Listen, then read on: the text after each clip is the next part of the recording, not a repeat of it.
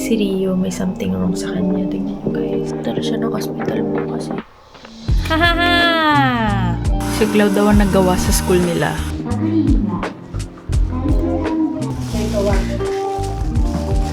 Ang gulo na naman ang buhay ko.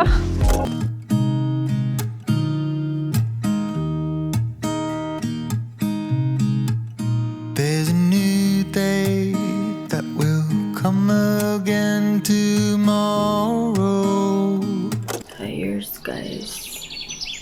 Time check tayo. It's 2:04 and na-stress na ako.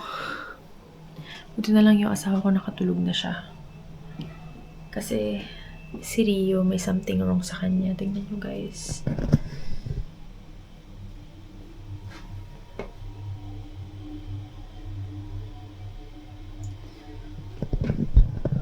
Dumudumi siya ng dugo. And ayun lang siya.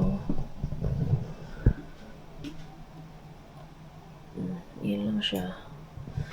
Ayaw niya kumain. Ayaw niyang uminom. Nasusuka siya pero walang lumalabas. Tapos dumudumi lang siya ng dugo. Niyo-chan, tayo po. Oh, shush. Niyo-chan man, baby. Uy. Hindi muna namin malinis yung sahig kasi puro ihi na niya. Hinayaan muna namin siya umihi ng umihi. Nakakaawa naman. Mahirap talaga pag nagkakasakit ng mga fur babies natin, no? Yan. Niyo-chan? Niyo-chan? Dosta no? Niyo-chan, baby. Yan lang siya. Steady lang siya sa life. Ay, ko na alam gagawin namin. Baka bukas dalhin siya sa vet ng asawa ko. Ito, siya kababa ang mga tenga niya, oh. Masama yung pakaramdam niya pagka ganyan, no? Niyo-chan, no? Nakababa yung tenga mo, no? Ito suman, ay shush. Kumanyan talaga. Love. Suman? Suman, baby. Ito suman yan. Niyo-chan, kibaiterane. Niyo-chan, gamate. Hasta biyoy ni kukarane. Tara siya ng hospital bukas eh. Gamate, baby. Hasta biyoy naman na. Parang kang mainit. Nilalagnat ka ba? Ay, sus. Sus man yan. Uy. Kawawa naman, oh. Matanda na rin kasi to guys. Mukha lang siyang maliit. Yan na. Naantay niya ng father.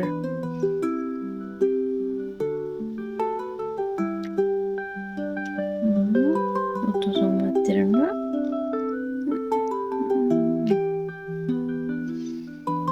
Ito sa mater na kay. Ito sa mater na. Shush. Matanda na to eh. Mga 11 na ata to. Cheers guys! I just want to update you about Rio. And andito na nga siya. Nakita nyo.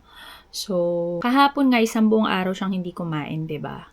And nagsuka siya, nagdudumi siya. Pero yung dumi niya, hindi siya ordinaryong dumi. Amoy dugo na talaga. Nakakaawa siya kasi pati yung pagkain, pati pag-inom, hindi niya na magawa. So, akala talaga namin hindi na siya maagapan. Tapos, dinala siya sa vet kaninang umaga. And sabi nung vet ay possible na stress. Kasi hindi siya kasi sanay sa pagda-diaper. So, nilalagyan namin siya ng diaper. Kasi nga, ihi siya ng ihi. Hindi rin siya sanay umihi dun sa wiwi pad. So, hindi kasi siya naturuan na magwiwi dun. So, dun sa kabilang bahay, sanay siyang magwiwi sa loob ng banyo. Yung liguan. Pero dito, hindi siya nasanay dito. So, kung saan-saan na lang siya nagwiwiwi dito. And, since apartment nga to, hindi naman namin to bahay, yung mga iniiyan niyang mga kahoy-kahoy, kahit linisin mo kagad, talagang nagbabasa na siya, tapos nagtutuklap-tuklap. Kaya, ang inisip namin, the best thing to do ay, lagyan na lang siya ng diaper. So, dinayaperan namin siya, and nagagalit talaga siya pag nilalagyan namin siya noon. And, pag inaalis din sa umaga, talaga nagagalit siya. As in, super mega galit na galit talaga. Nananakmal talaga. Nakagat nga ako, pero hindi naman ganun kadiin.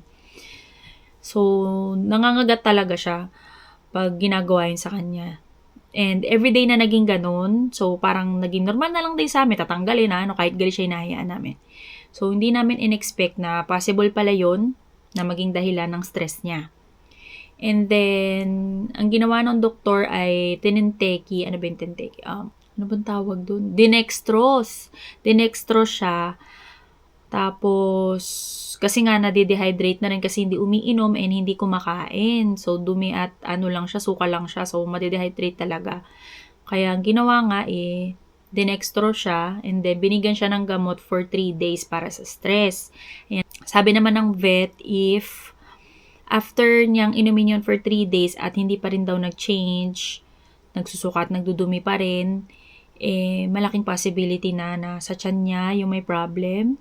Baka may nakain siya or something. So, ang gagawin ay baka ooperahan siya. So, bubuklatin yung kanyang stomach. Tapos, ganun-ganun. So, sana stress na lang talaga, no? Kasi nakakaawa naman siya pagka ganun na operahan pa siya, anesthesia pa siya, diba? Na-anesthesia na general anesthesia na kasi siya before. Nung binunutan siya ng ngipin. Tapos sinabihan ng doktor, sinabihan kami ng vet niya na dahil mahina nga yung heart ni Rio, may chances na hindi siya magising after ng anesthesia. So, pero luckily that time ay nagising siya. Pero this time, diba, may mga complications, diba, hindi natin masasabi, baka mamaya after nung anesthesia na yun, dahil mahina pala yung heart niya, tapos may problem pa siya sa stomach, baka hindi niya kayanin, hindi na siya magising. No, kawawa naman yan, baby namin na yan. Ngayon, hindi siya pwedeng ma-stress. Lahat ng gusto niya ay binibigay namin sa kanya. Gusto niya ng ganito lang kami palagi. Gaganto lang kami. Ganito lang din gagawin namin sa kanya. Para lang di siya ma-stress. Gusto niya ng food, bibigyan ng food. Gusto niya mag-sleep, di namin siya istorbohin. No, Rio-chan, no. So, love. Weak pala talaga ang mga stomach ng mga ganitong maliliit na mga pets, mga dogs. So, ingat-ingat na lang talaga.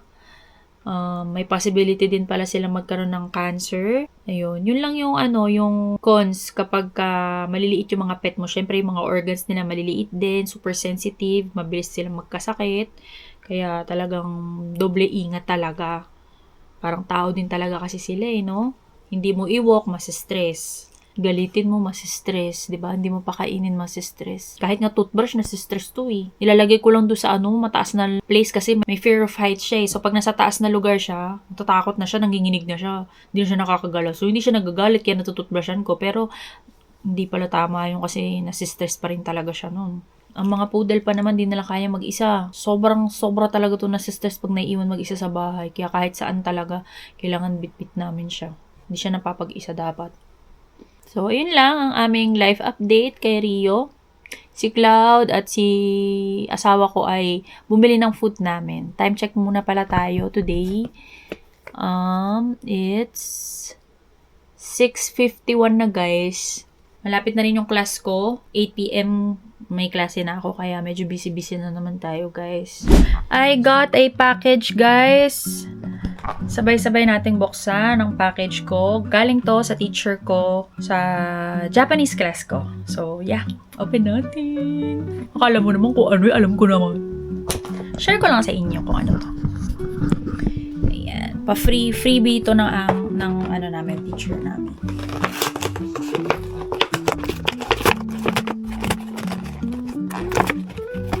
Ay, cute. Hahaha! Gambatte! Kanji flashcards. Kuha tayo isa. See?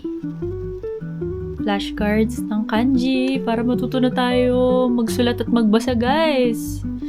Nasa N5 pa lang ako, guys. Ito yung pinaka mababang pinaka-basic. May mga leveling kasi to guys. So, kumbaga nasa level 1 pa lang ako. Ito yung pinaka-start mo kapag gusto mag-aaral ng Japanese. Sa N5 ka magsisimula. Ang problem lang naman kasi sa akin guys ay di kasi ako nag-aral talaga ng Japanese. Marunong ako ng kaiwa or ng pakikipag-usap ng pang-araw-araw lang na conversation.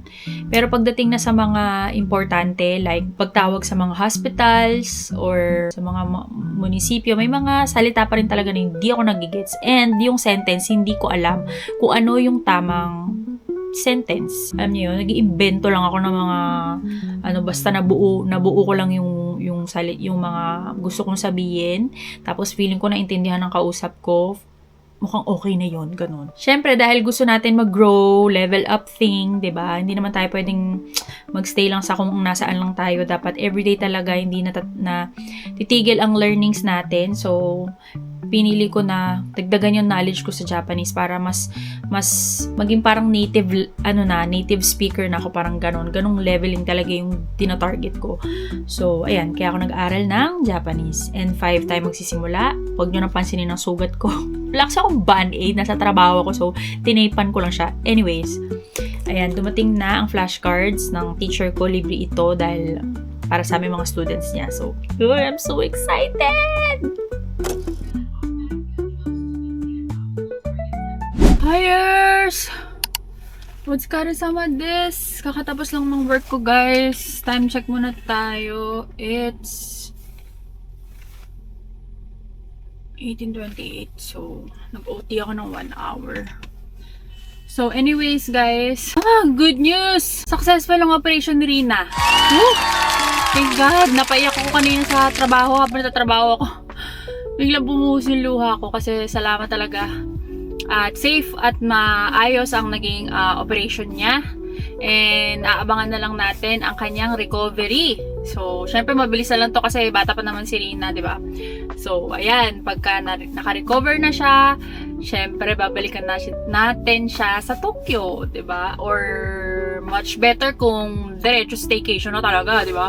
So, anyways, another update. Tumawag pala yung asawa ko sa akin kanina, tapos sabi niya ay parang pupunta sila ni Cloud sa Kumon para kay Cloud kasi nga hindi ko maalala kung na-mention ko na to sa inyo guys, na kinausap kami ng teacher na baka nga mahirapan si Cloud pag pasok sa junior high school dito gawa ng hindi pa siya makabasa at makapagsulat ng kanji. So, kapag may sinasabi pa rin yung teacher niya sa kanya, may mga salita pa rin siyang hindi naiintindihan. So, may mga question, may mga tinatanong sa kanya kahit yung normal na daily conversations lang, ganyan. Medyo nahihirapan pa siya. So, syempre, pinag-aalala yun ng teacher.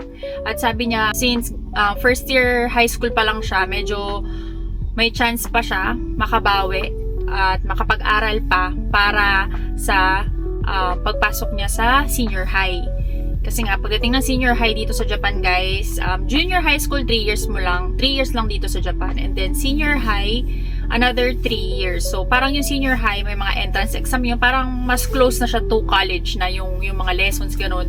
So, mas mahihirapan na daw si Cloud. Kaya, sabi nung teacher ay habang maaga pa, agapan na. So, gawa ng paraan, ganyan, mag-aral ng mabuti. Pero, syempre, hindi naman ganun kadali yun na, mag-aral ka lang. Alam nga naman, mag-self-study lang siya, diba? So, naisipan namin ng asawa ko na ipasok siya. Actually, meron tinatawag na juku para sa mga estudyante yon na magpe-prepare sa pagpasok ng senior high. So, may mga ganong parang tutorial, hiwalay na lesson.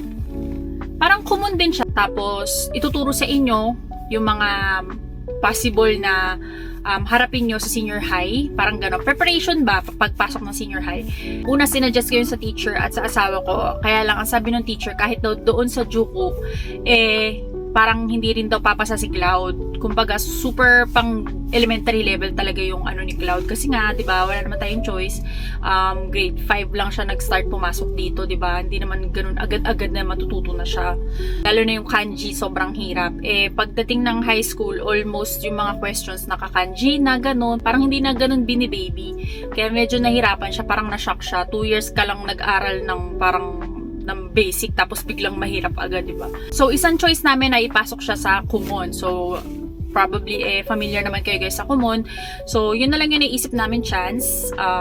Kumon na pang elementary kasi yun pa lang naman yung talagang kailangan niya pang matutunan. Uwi muna ako kasi meron pa akong klase ng 8 PM sa Japanese class ko. So, tignan nyo to guys.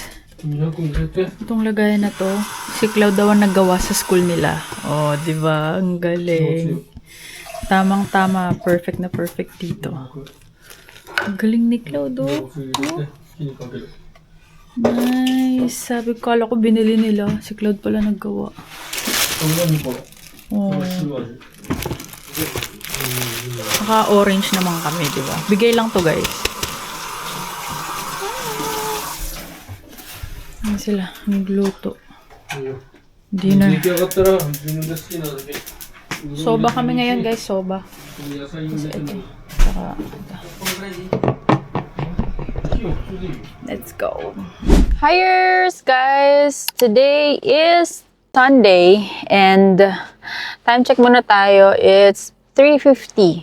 So, ngayon pala magsisimula yung araw ko, guys. Kasi ewan ko, parang may something talaga pag winter, talagang sumasama na ng bigla yung pakiramdam mo. Para kang naduduwal na sumasakit yung tiyan mo na hindi mo maintindihan. So, kahit na ganun ang nangyayari at ganun ang pakiramdam mo, kailangan mo pa rin magpatuloy sa life, di ba? So, anyways, samahan niyo ako today kasi mga errands akong kailangan gawin. So, unang-una ay kailangan natin magpadala ng package kila Ate Talia kasi si Ate at si Alohi ay meron silang norovirus. So, ang norovirus po ay usually winter talaga sila nakukuha. Kung subscriber kayo sa YouTube channel ko, makikita nyo na meron akong naging video doon na si Cloud naman yung nagkaroon ng norovirus. So, I think that was last year. So, nagkaroon siya ng norovirus and nilagnat na rin ako pero thank God hindi naman ako nagsuka. So, ngayon, si Alohi ay muntik-muntika na siyang ma-confine kasi nga 2 years old pa lang naman siya.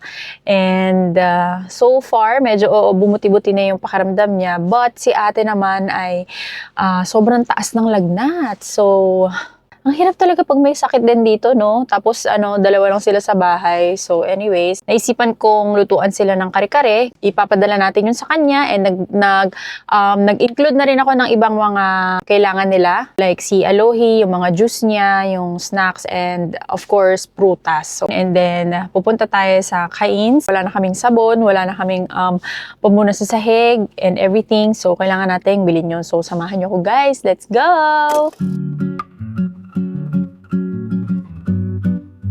Let's go na guys. Nandito na tayo sa Kuroneko. Grabe. Ang sama talaga ng pakiramdam ko. Ang ganda ng Mount Fuji naman talaga.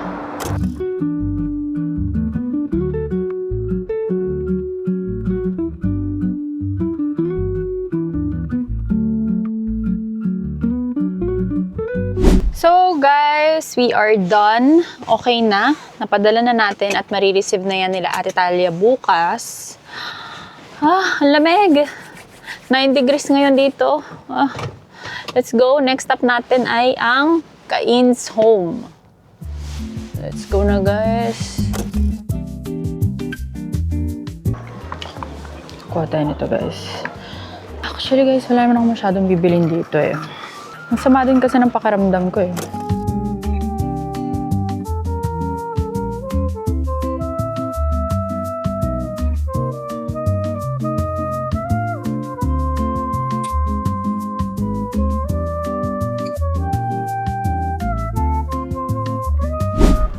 Iniisip ko kung anong bibiling ko dito guys. Para doon sa namin, sa shower. Medyo kalat-kalat na kasi yung mga lagayan ng sabon and everything. I wanna know. Ito kasi metal. Naiihian lang kasi ni Rio. So, kapag plastic naman, parang hindi naman ata kasya yung mga sabon-sabon. Ganito kasing plan kong ilagay.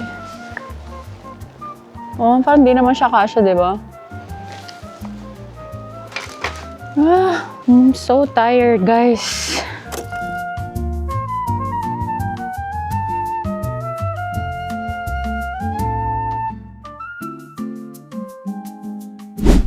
So, we ended up buying nothing. Hindi na ako bumili ng ano, parang namamahalan kasi ako. Probably sa mga online, mas mura siya. Kaya hindi ko na lang siya kinuha, no? Ang lamig. Grabe, sakit talaga ng tiyan ko, guys. Para talaga akong, hindi ko alam kung namatanda ba ako kahit wala naman ako matandang nakasama. Grabe, sakit talaga ng ulo ko. Aray, gulo na naman ang buhay ko. So far lamig. Grabe, talaga naman. Magpahinga na tayo, guys. Hindi na kaya ng ating powers.